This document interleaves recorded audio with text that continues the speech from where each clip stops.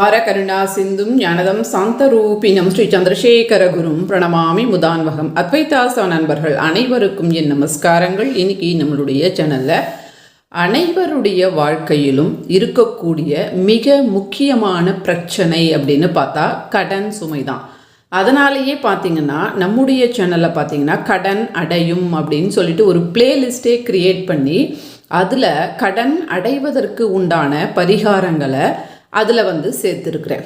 ஏன் ஒரு பரிகாரம் செய்தால் போதாதா, 1000 பரிகாரங்கள் செய்யணுமா அப்படின்னு கேட்டால், நம்முடைய கர்மா அப்படின்னு சொல்லக்கூடியது பலமாக இருக்கும் பட்சத்தில் அதனால் என்ன ஆகும், கர்மா பலமாக இருக்கிறதுனால என்ன ஆகும் அப்படின்னா இந்த கடன்கள் அதிகமாகும்.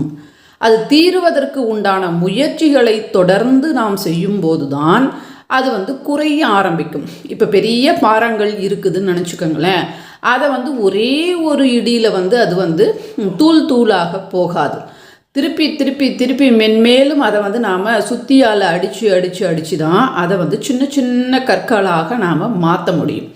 அந்த மாதிரி தான் இந்த கர்மாவும் நம்முடைய தலையில் நமக்கே தெரியாமல், அதாவது பெரிய ஒரு அடுப்பு இருக்குது, அந்த அடுப்பு எரிந்து கொண்டே இருக்கும். நாம் நல்லவை செய்யும்போது அதனுடைய தணல் அப்படின்றது குறையும், நாம் கெட்டவை செய்யும்போது அது அதிகமாகும். அதனால தான் கெட்டவை செய்யக்கூடாது, பூஜைகளை செய்யணும், கோவில்களுக்கு போகணும். இதெல்லாம் நம்முடைய கர்மாக்களை நம்மை அறியாமலேயே குறைக்கும். அது மட்டும் இல்லாமல் சில நாட்கள் நான் சொல்லியிருந்தேன், அதாவது திங்கட்கிழமை அமாவாசை வரும்போது, செவ்வாய்க்கிழமை சதுர்த்தி வரும்போது, இந்த மாதிரி லிஸ்ட் இருக்குது. நம்முடைய சேனலை தொடர்ந்து பார்ப்பவர்களுக்கு தெரியும். அந்த மாதிரி நாட்களில் நாம் செய்கின்ற பூஜைகள் நமக்கு அதிகப்படியான பலனை தருவதனால நம்முடைய கர்மா என்பது சீக்கிரமாக குறையும். இப்படியெல்லாம் எத்தனை முயற்சிகள் செய்யணுமா அப்படின்னு கேட்டால் செய்து கொண்டு தான் இருக்கணும். வாழ்க்கை அப்படின்னு சொன்னாலே அது பெரிய கடல் மாதிரி. நாமெல்லாம் அதில் நீந்தி கரை சேரணும் அப்படின்னா இறைவனுடைய பாதத்தை நாம் பற்றி கொள்ள வேண்டும். ₹1 ஒருவரிடத்துல கடன் வாங்கினோம் அப்படின்னா நமக்கு நேரம் நல்லா இருந்தால் அவரிடத்துல திருப்பி அந்த ₹1 கொடுத்துடலாம். நேரம் சரியில்லை அப்படின்னா ₹1 ₹2 மாறும், ₹2 2000 மாறி 2 கோடியாக மாறி கடன் அடையாமல் அதனால் பல பிரச்சனைகள் ஏற்படும். அதுவே நேரம் நல்லா இருந்தால் சீக்கிரமாக அடைஞ்சிடும். கடன் வாங்கக்கூடாத நாட்கள், நேரங்கள், நிமிடங்கள் அதெல்லாம் இருக்குது. அந்த மாதிரி நேரங்களில் நாம் வாங்கினோம் அப்படின்னு சொன்னாக்கா அது மென்மேலும் நம்மை கஷ்டப்படுத்துமே தவிர நமக்கு அதனால் பிரயோஜனம் என்பது ஏற்படாது.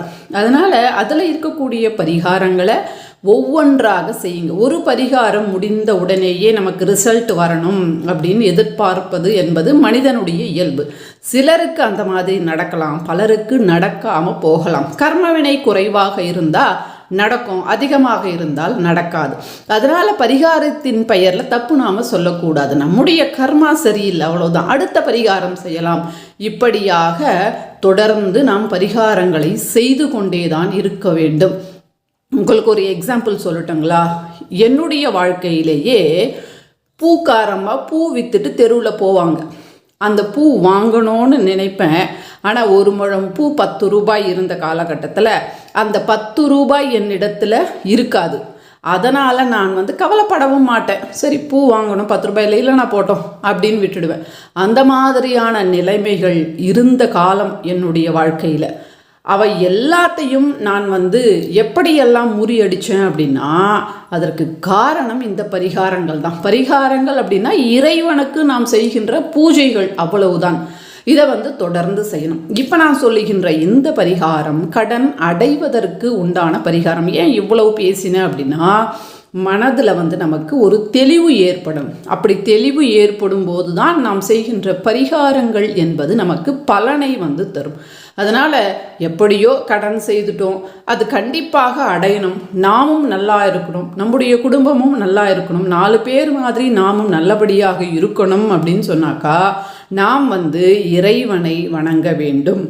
நமக்கு இருக்கக்கூடிய பெரும் பாக்கியம் என்ன அப்படின்னா இறைவனை வணங்குவது தான். நம்முடைய மனதில் எவ்வளவுக்கு எவ்வளவு இறைவனுடைய பக்தி இருக்கோ அதுவே நாம் செய்த புண்ணியம்தான். ஏன்னா இறைவனை வணங்குவது, இறைவனை பற்றி கேட்பது, இதற்கெல்லாம் கூட பாக்கியம் செய்திருந்தால் மட்டும்தான் நம்முடைய மனம் அந்த பக்கம் போகும். பாக்கியம் செய்யலை அப்படின்னா அந்த ஒரு விளக்கு கூட நம்மால் ஏற்ற முடியாது. இந்த விளக்கு ரொம்ப சிம்பிளான விளக்கு. எத்தனை நாட்கள் ஏற்றணும் அப்படின்னா ஒரு காலகட்டத்தை வச்சுக்கோங்க. 21 நாட்கள் அல்லது 41 நாட்கள் அப்படின்னு ஒரு காலகட்டம் வச்சுக்கோங்க. இது மாலை நேரத்தில் அரச மரத்தடியில் ஏற்றணும்.